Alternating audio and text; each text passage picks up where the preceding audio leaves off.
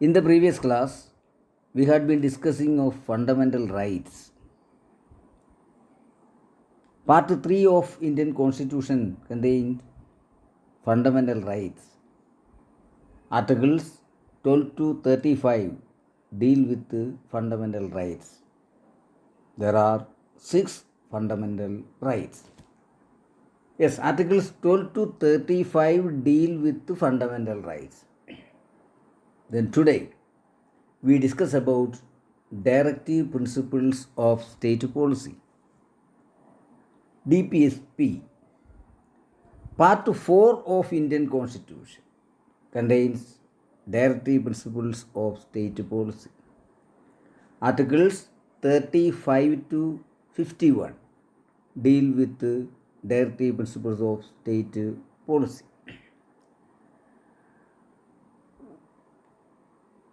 What are the directive principles? That's what we are going to discuss today. As we have seen, directive principles of state policy contained in Part 4 of Indian Constitution and Articles 36 to 51 deal with the directive principles of state policy. Then what is directive principles of state policy? The directive principles of state policy represent the positive obligation of the state towards the citizens. ഒരു രാഷ്ട്രം ആ രാഷ്ട്രത്തിലെ പൗരന്മാരോടുള്ള കടപ്പാട് വെളിവാക്കുന്ന അല്ലെങ്കിൽ പൗരന്മാരോടുള്ള ചുമതല നിർവഹിക്കുമ്പോൾ അനുവർത്തിക്കേണ്ട കാര്യങ്ങളാണ് directive principles of state policy. These are the guidelines or principles to federating units or states. ഇപ്പോൾ ഓരോ ഭരണകൂടവും ഓരോ സംസ്ഥാന ഭരണകൂടങ്ങളും പൗരന്മാർക്ക് ഏതെല്ലാം രീതിയിലുള്ള പൗരന്മാരുമായിട്ട് ബന്ധപ്പെടുന്ന ഭരണ സംവിധാനത്തിൽ എന്തെല്ലാം ഗൈഡ് ലൈനുകളാണ് അനുവർത്തിക്കേണ്ടത് എന്ന പ്രിൻസിപ്പിൾസിനെയാണ് ഗൈഡ് ലൈൻസിനെയാണ് directive principles of state policy എന്ന് പറയുക. നിർദ്ദേശക തത്വങ്ങളാണ്. The directive principles of state policy represent the positive obligation of the state towards the citizens. They have been adopted from the Constitution of Irish Republic and are the guiding forces of state activity. Irish റിപ്പബ്ലിക്കിൽ നിന്നുമാണ് നമ്മളിത് adopt ചെയ്തിരിക്കുക directive principles of state policy. ഈ directive principles of state പോളിസിയാണ് the guiding forces of state activity. രാഷ്ട്രപ്രവർത്തനത്തിൻ്റെ guiding ഫോഴ്സായിട്ട് പ്രവർത്തിക്കുന്ന തത്വങ്ങളാണ് ഈ നിർദ്ദേശക തത്വങ്ങൾ. They are the affirmative instruction from the ultimate sovereign to the state authorities. രാജ്യത്തെ പരമോന്നത അധികാര കേന്ദ്രത്തിൽ നിന്ന്, അതായത് രാജ്യത്തെ പരമാധികാരത്തിൻ്റെ കേന്ദ്രമെന്ന് പറയുന്നത് ഭരണഘടനയാണ്. ആ ഭരണഘടന നൽകുന്ന അഫർമേറ്റീവായിട്ടുള്ള ഇൻസ്ട്രക്ഷനാണ് ടു ദി സ്റ്റേറ്റ് അതോറിറ്റീസ്. ഭരണകൂടങ്ങൾക്ക് നൽകുന്ന നിർദ്ദേശങ്ങളാണ്, ഗൈഡ് ലൈൻസാണ് directive principles of state policy. There is no direct judicial remedy behind the directive principles, but it is public opinion that is behind a demand that can enforce these provisions. അപ്പോൾ ഭരണകൂടങ്ങൾ ഈ നിർദ്ദേശങ്ങൾ അനുസരിച്ചില്ല എങ്കിൽ നീതിന്യായ സംവിധാനത്തിന് ഇടപെടുവാനൊന്നും അധികാരമില്ല. മറിച്ച് ഈ നിർദ്ദേശങ്ങൾ നടപ്പിലാക്കപ്പെടുന്നില്ല എങ്കിൽ, ഭരണകൂടങ്ങൾ അത് അനുവർത്തിക്കുന്നില്ല എങ്കിൽ അത് പൊതുജനാഭിപ്രായം ഭരണകൂടങ്ങൾക്കെതിരാകും എന്നതാണ് ഇതിൻ്റെ അടിസ്ഥാനം. അപ്പോൾ പൊതുജനങ്ങളുടെ ക്ഷേമത്തിന് വേണ്ടിയിട്ട് പ്രവർത്തിക്കുന്ന ഏതൊരു സർക്കാരും ഏതെല്ലാം കാര്യങ്ങളാണ് നടപ്പിലാക്കേണ്ടത് എന്ന ഒരു ഗൈഡ് ലൈൻ, പ്രിൻസിപ്പിൾസാണ് directive principles of state policy. These provisions contained in part 4 of the Indian constitution. Indian ഭരണഘടനയിലെ part 4 directive principles of state policy ഉൾപ്പെടുത്തിയിട്ടുള്ളത്. ഫണ്ടമെൻ്റൽ റൈറ്റ്സിന് ശേഷമുള്ള 36 തുടങ്ങി 51 വരെയുള്ള ആർട്ടിക്കിളുകളാണ് directive principles of state policy എന്ന DPSP ഡീൽ ചെയ്യുന്നത്. There are 20 directive principles actually.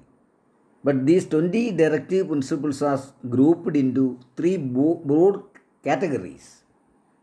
അപ്പോൾ 20 ഡയറക്റ്റീവ് പ്രിൻസിപ്പിൾസ് ഉണ്ട് എങ്കിലും അവയെ 3 കാറ്റഗറിയിലായിട്ടാണ് തരംതിരിച്ചിരിക്കുക. ഏതൊക്കെയാണ് ആ 3 കാറ്റഗറികൾ? ഒന്ന്, those that aim to shape India in to a welfare state. 2, those that aim to shape India in to a Gandhian state.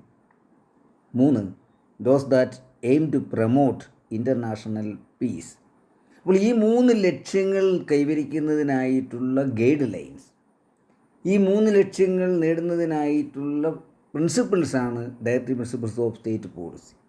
Even though there are 20 directive principles, these 20 principles are grouped into 3 broad categories.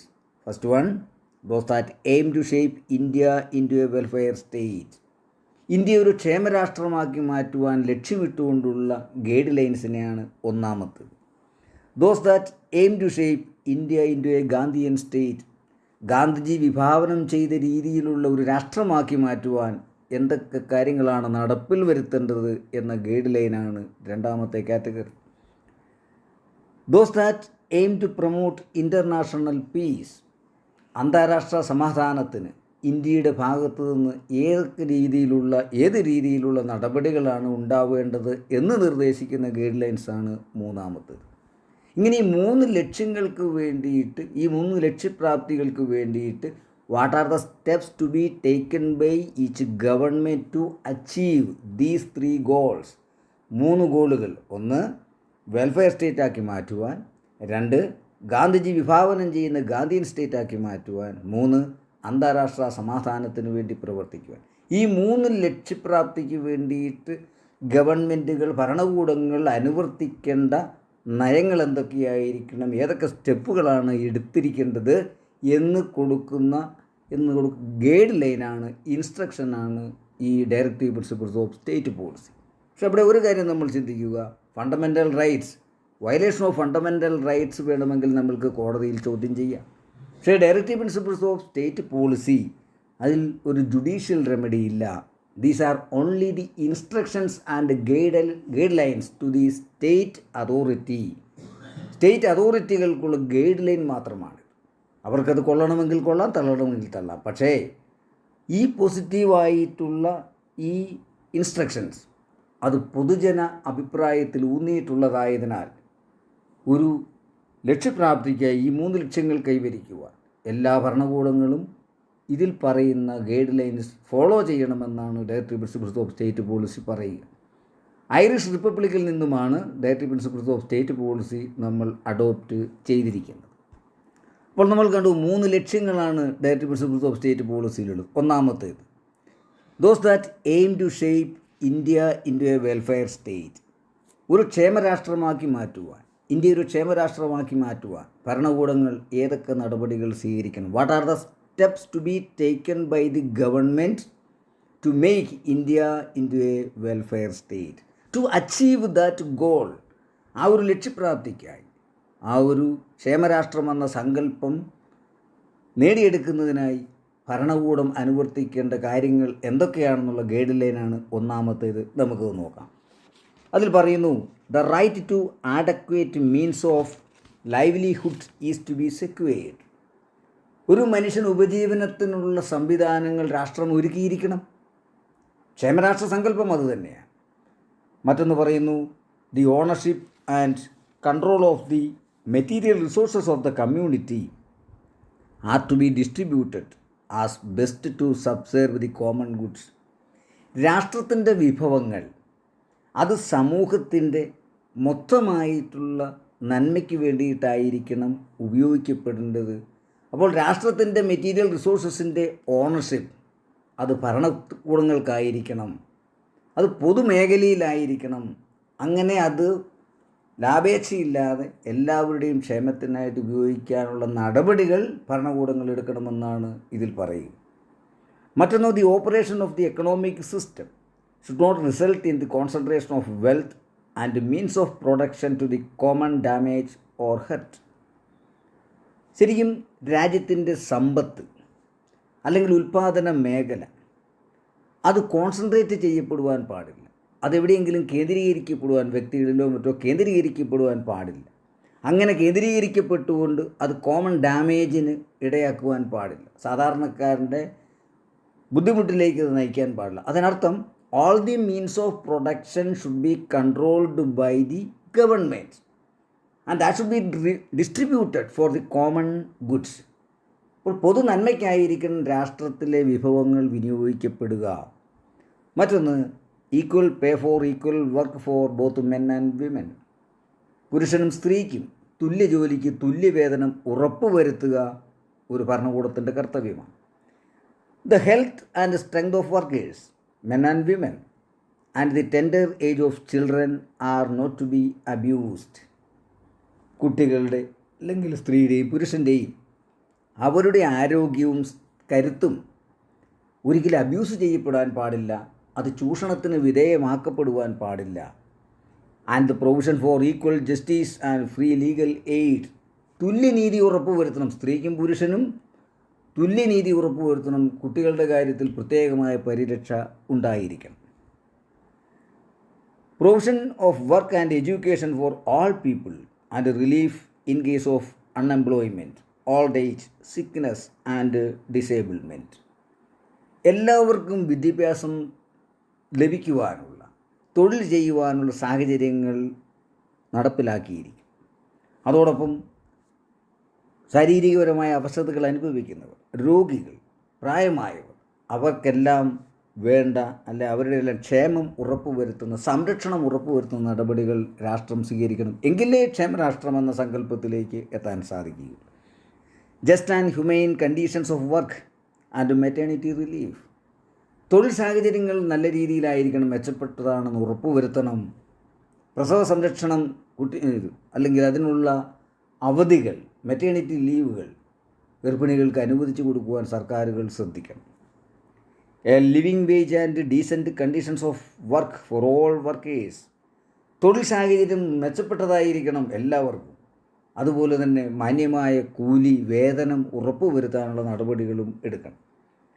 Participation of workers in the management of undertakings or organisation engaged in industry and free and compulsory education for all children until they reach the age of 14 years.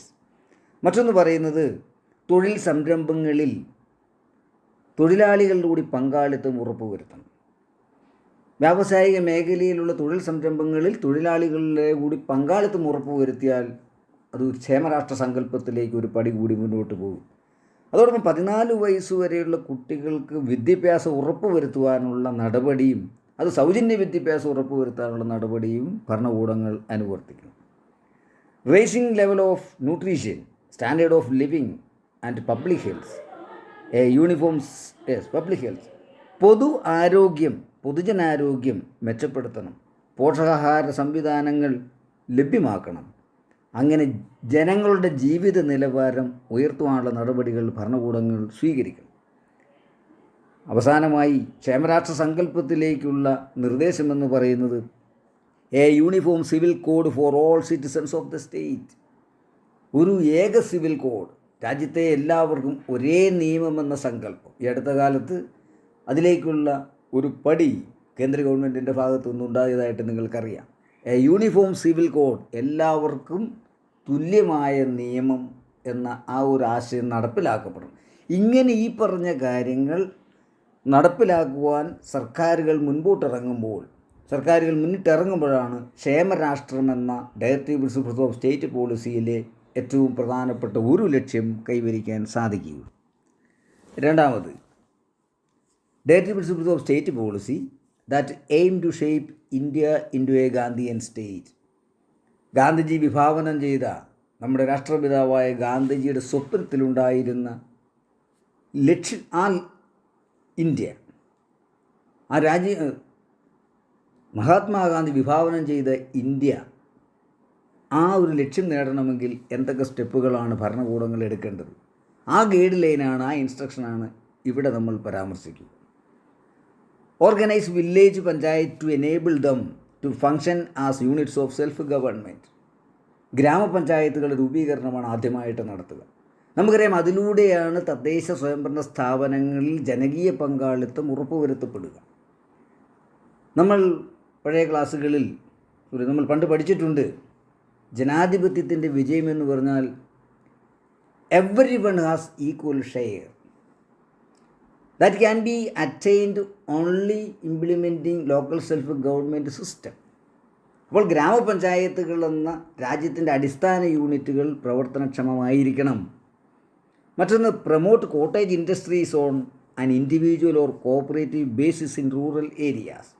ഗ്രാമീണ മേഖലയുടെ ഉന്നമനം ഉറപ്പാക്കുവാൻ വ്യക്തികളോ അല്ലെങ്കിൽ സഹകരണ സ്ഥാപനങ്ങളോ അടിസ്ഥാനമാക്കിയുള്ള ചെറുകിട വ്യവസായങ്ങളെ promote ചെയ്യണം. അത് ഗ്രാമീണ മേഖലയെ ശക്തിപ്പെടുത്തും, റൂറൽ ഏരിയാസിനെ ശക്തിപ്പെടുത്തും. അങ്ങനെ ശക്തിപ്പെടുത്തുന്ന ഗ്രാമീണ മേഖലയുടെ ശക്തിയുള്ള ഒരു ഭരണ സംവിധാനമാണ് ഗാന്ധിജി വിഭാവനം ചെയ്തത്.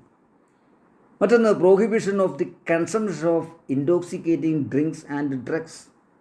ലഹരി പദാർത്ഥങ്ങളും പാനീയങ്ങളും നിരോധിക്കപ്പെടണം. Organise agriculture and animal husbandry on modern and scientific lines. ഉൽപ്പാദനക്ഷമത വർദ്ധിപ്പിക്കുവാൻ കാർഷിക രംഗത്തും മൃഗസംരക്ഷണ മേഖലയിലും ആധുനിക സാങ്കേതിക വിദ്യകൾ ഉപയോഗിക്കണം. അങ്ങനെ ഉൽപ്പാദനക്ഷമത വർദ്ധിപ്പിച്ചുകൊണ്ട് വളർച്ചയിലേക്ക് എത്തുവാൻ വേണ്ടി സാധിക്കും. To protect and improve the environment and safeguard forest and wildlife of the country. ഗാന്ധിജിയുടെ സ്വപ്നം അതാണ്. നമ്മുടെ പ്രകൃതിയെ സംരക്ഷിക്കണം, വനത്തെ സംരക്ഷിക്കണം, വന്യജീവികളെ സംരക്ഷിക്കണം. അപ്പോൾ അതിനു വേണ്ട നടപടികൾ ഭരണകൂടം എടുക്കണമെന്നാണ് ഇതിൽ പ്രതിപാദിക്കുന്നത്. To protect, preserve and maintain places of national and historical importance. അതുപോലെ മറ്റൊരു പ്രധാനപ്പെട്ട ഒരു ഗൈഡ് ലൈനാണ് നമ്മുടെ രാജ്യത്തെ ദേശീയ പ്രാധാന്യമുള്ള ചരിത്ര സ്മാരകങ്ങൾ സംരക്ഷിക്കുക. To take step to separate judiciary from executive. ജനാധിപത്യത്തിൻ്റെ വിജയം ഇൻഡിപെൻഡൻസ് ഓഫ് ജുഡീഷ്യറിയാണ്. ഇന്ത്യ ഒരു ജനാധിപത്യ രാജ്യമാണ്. അപ്പോൾ ഈ ലക്ഷ്യങ്ങൾ കൈവരിക്കുവാൻ, ഈ ലക്ഷ്യങ്ങൾ നേടിയെടുക്കുന്നതിനായി എക്സിക്യൂട്ടീവ് ഡിപ്പാർട്ട്മെൻറ്റിൽ നിന്നും സെപ്പറേറ്റ് ആയിരിക്കണം ജുഡീഷ്യറി സ്വതന്ത്രമായിരിക്കണം. അങ്ങനെ ഈ പറഞ്ഞ കാര്യങ്ങൾ അനുവർത്തിച്ചാൽ ഗാന്ധിജി വിഭാവനം ചെയ്ത ഗാന്ധിജിയുടെ സ്വപ്നത്തിലുള്ള ഒരു ഇന്ത്യയാക്കി ഇന്ത്യയെ മാറ്റിയെടുക്കാൻ സാധിക്കും.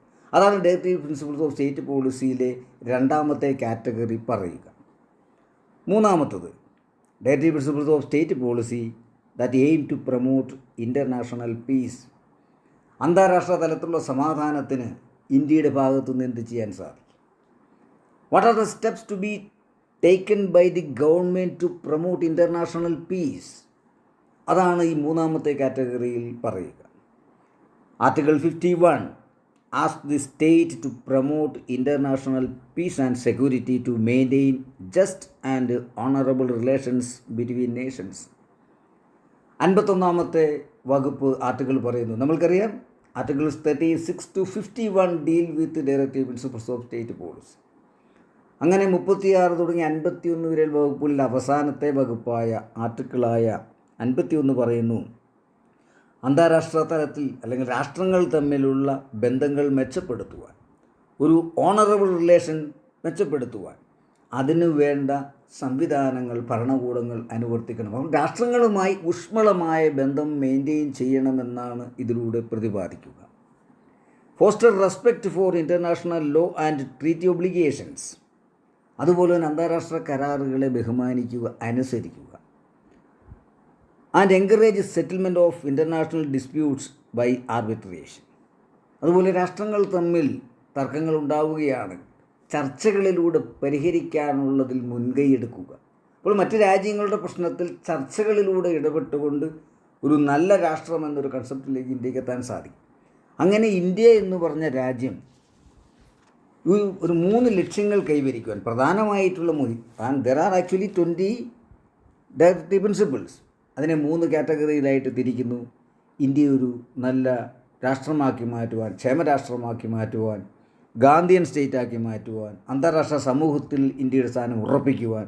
അങ്ങനെ 2-3 ലക്ഷ്യങ്ങൾ നേടുന്നതിനായിട്ട് ഇന്ത്യൻ ഭരണഘടനയിൽ ഉൾപ്പെടുത്തപ്പെട്ട ഇന്ത്യൻ ഭരണഘടനയിലെ പാർട്ട് 4 ഉൾപ്പെടുത്തപ്പെട്ട ഇന്ത്യൻ ഭരണഘടനയിലെ 36 തുടങ്ങി 51 വകുപ്പുകളിലൂടെ പ്രതിപാദിക്കുന്ന positive obligations, instructions, guidelines to the state authority, അതാണ് directive principles of state policy. And let us conclude the discussion after looking the main points once again. Directive Principles of State Policy. It contained in Part 4 of Indian Constitution. Articles 36 to 51 deal with the directive principles, and these are the guidelines or principles to federating units of state authorities. ഭരണകൂടങ്ങൾക്കുള്ള നിർദ്ദേശമാണിത്. ഈ ലക്ഷ്യങ്ങൾ 20 directive principles are there, and these 20 principles are grouped in to 3 categories. അങ്ങനെ 3 ലക്ഷ്യങ്ങളാണ് directive principles of state പോളിസിക്കുള്ളത്. ഒന്ന് those that aim to shape India in to a welfare state. India ഒരു ക്ഷേമരാഷ്ട്രമാക്കി മാറ്റുവാൻ what are the steps to be taken by the authorities to make India in to a welfare state. Second category those that aim to shape India into a Gandhian state. Gandhian ആശയങ്ങളിൽ ഊന്നിയ ഒരു രാഷ്ട്രമാക്കി മാറ്റുവാൻ what are the steps to be taken by the authorities to achieve this goal. മൂന്നാമത് those that aim to shape India, aim to promote international peace, അന്താരാഷ്ട്ര സമാധാനം നിലനിർത്തുന്നതിനായി Indian ഭരണകൂടങ്ങൾ അനുവർത്തിക്കേണ്ട കാര്യങ്ങളെക്കുറിച്ച് പ്രതിപാദിക്കുന്നതാണ് മൂന്നാമത്തെ category. So these are the 3 broad categories of directive principles of state policy, and these directive principles of state policy have been adopted from the Constitution of Irish Republic. Thank you.